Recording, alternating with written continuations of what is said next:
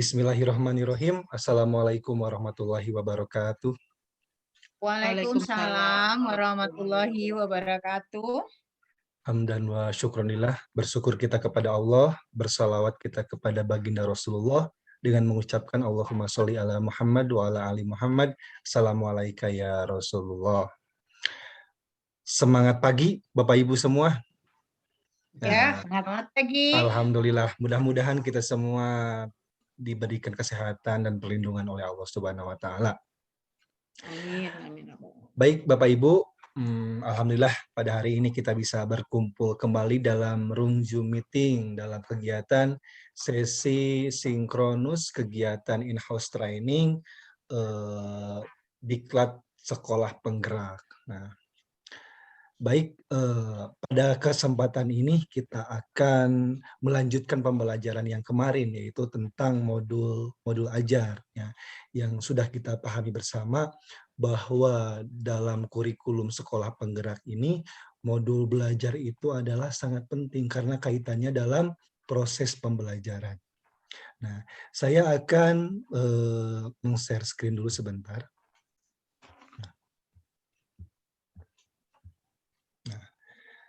Baik, bisa dilihat oleh Bapak Ibu semua.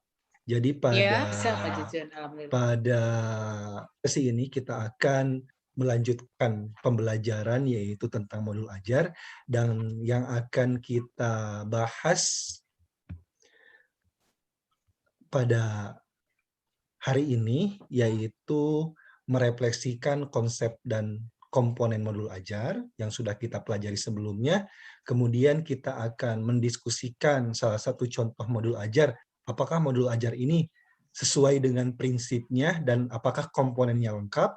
Kemudian yang ketiga, kita ada tugas buat Bapak Ibu semua, yaitu membuat poster, dan posternya berisi tentang cara pendampingan oleh Bapak Ibu, baik itu sebagai kepala sekolah ataupun pengawas dalam rangka menyusun alur tujuan pembelajaran dan modul ajar. Nah, untuk sesi pertama yaitu tentang refleksi konsep dan komponen modul belajar, saya akan bertanya atau Bapak Ibu yang akan menyampaikan sedikit, kita mengulas pembelajaran sebelumnya yaitu tentang modul ajar. Barangkali Ibu Dewi atau Ibu Sumiati dapat menjelaskan apa itu modul ajar. Baik, ada Ibu Dewi atau Ibu Sumi? Baik. Ya, terima kasih Saya dulu Bu. ya Bu Sumi. Ya, Bu. Ya, silakan Bu Dewi. Sesuai dengan apa yang sudah yang saya baca juga Jun, kalau saya berasumsi bahwa modul ajar ini sama maksudnya pengertiannya dengan pembuatan RPP pada kurikulum kita sebelumnya. Menurut saya seperti itu. Apakah menurut Bapak hal yang saya asumsikan ini benar atau bagaimana? Saya perlu penjelasan. Terima kasih Pak Jujun. Baik, terima kasih Bu Dewi. Memang benar bahwa modul ajar ini pada intinya sama dengan rencana pembelajaran atau RPP. Karena tujuan dibuatnya modul belajar ini adalah sebagai alur atau petunjuk guru dalam melaksanakan proses pembelajaran kepada siswa. Tapi perbedaannya yang mendasar perbedaan antara RPP dengan modul belajar ini adalah pada komponen-komponennya.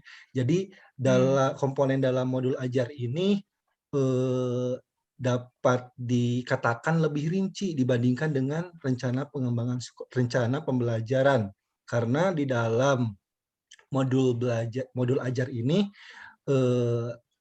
isinya terdiri dari ada informasi umum, kemudian kompetensi awal, ada asesmen, kemudian ada langkah-langkah pembelajaran. Nah, sedangkan untuk di RPP sendiri, RPP itu hanya mencakup KIKD, kemudian tujuan dan langkah-langkah pembelajaran serta penilaian. Nah, kalau dalam modul ajar ini disisipkan juga ada asesmennya seperti itu. Jadi modul ajar ini orientasinya lebih ke peserta didik seperti itu, Bapak Ibu semua.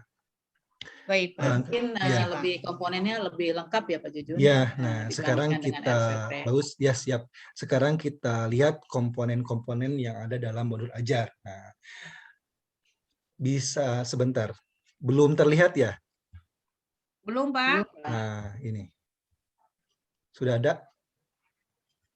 Sudah, Sebentar. Pak. Ya, udah, Pak. Udah. Nah, ini adalah komponen-komponen yang ada dalam modul ajar. Nah, bisa dilihat oleh Bapak Ibu semua. Jadi dalam modul ajar ini ada 3 poin penting, yaitu ada informasi umum, kemudian kompetensi inti, dan lampiran. Nah, yang pertama, di dalam informasi umum itu ada identitas sekolah, kompetensi awal, profil pelajar Pancasila, sarana dan prasarana, target peserta didik, dan model pembelajaran yang akan digunakan.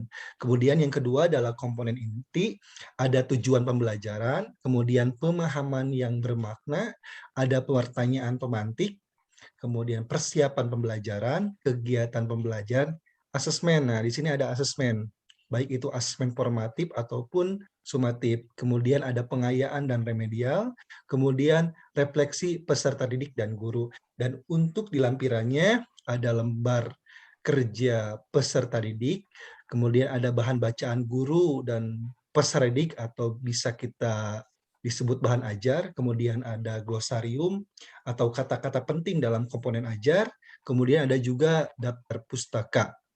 Nah, jadi kemudian guru diberikan kebebasan untuk menentukan komponen sesuai dengan kebutuhan. Misalnya kita kan di sekolah luar biasa perlu menyesuaikan dengan karakteristik siswa. Nah, guru diberikan kebebasan untuk menyusun modul ajar sesuai dengan kebutuhan peserta didik. Seperti itu Bapak Ibu. Nah sekarang kita lanjut, kita akan mendiskusikan salah satu contoh modul ajar, apakah modul ajar ini komponennya sudah sesuai dengan komponen yang ada pada slide ini atau tidak. Sekarang kita akan buka.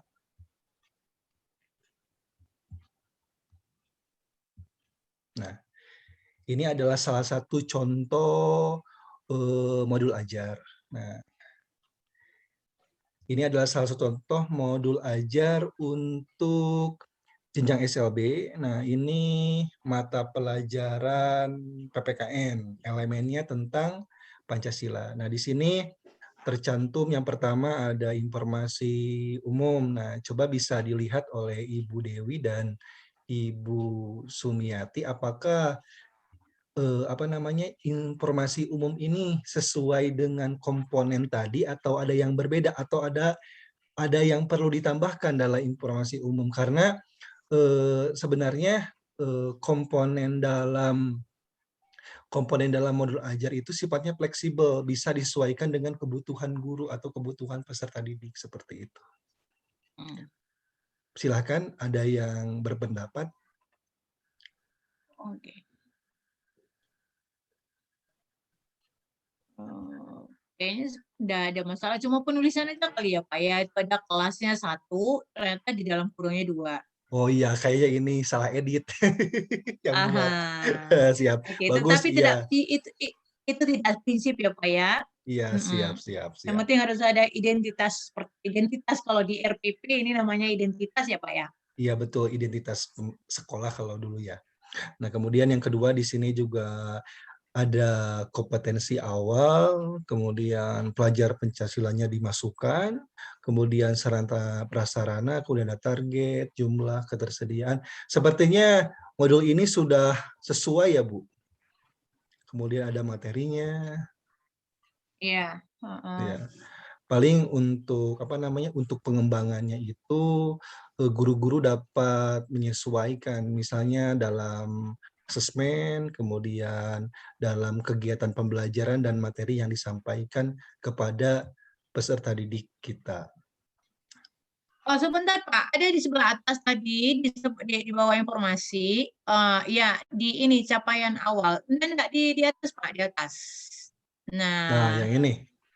ya, di situ di kompetensi awal di baris keduanya ada fase pencapaian pembelajaran atau CP. Di sini adalah fase A. Nah, ini maksudnya yang setelah kita kemarin sudah mendengar dari narasumber sebelumnya bahasa ada capaian pembelajaran seperti itu. Kalau dulu di kurikulum 2013 itu kan itu ada KI, KD gitu atau kompetensi lah seperti itu. Jadi capaian pembelajaran itu enggak ditulis ya Pak. Enggak perlu ditulis di dalam ini dokumen ini. Tidak perlu Bu, cukup dimasukkan. Tapi itu tergantung guru yang membuat. Nah, untuk fase ini bisa dimasukkan atau misalnya bisa diuraikan atau cukup dengan fasenya saja. Karena kan Informasi saja ya. informasi saja ya. Karena kan Iya. untuk sekolah luar biasa itu capaian pembelajarannya mengikuti yang umum. Cuma kita Iya. dalam kompetensinya atau tujuannya disesuaikan dengan karakteristik peserta didik seperti itu, Bu. Oke, terima kasih, Pak. Baik. Ibu Sumiati ada tambahan dari Ibu? Sudah cukup, Pak. Ini Sudah sudah cukup. Nah, bagus. sudah Baik, sudah. siap. Nah, kalau sudah cukup, kita akan lanjut ke materi berikutnya atau topik berikutnya. Nah, untuk topik berikutnya,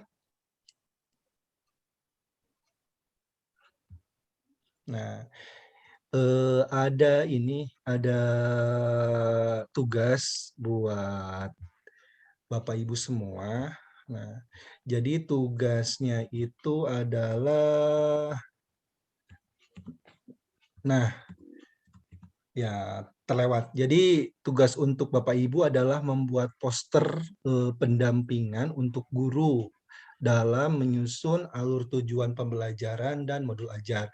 Dan untuk pengerjaan tugasnya ini bisa dikerjakan setelah pelaksanaan sesi ini, setelah pelaksanaan sinkronus ini. Jadi Bapak Ibu bisa membuka LMS-nya masing-masing. Nah, di sana ada menu upload untuk memasukkan atau mengirimkan tugas Bapak Ibu tentang membuat poster pendampingan.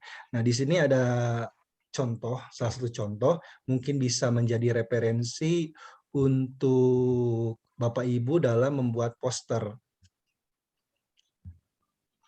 Nah, ini adalah, sudah terlihat Bu?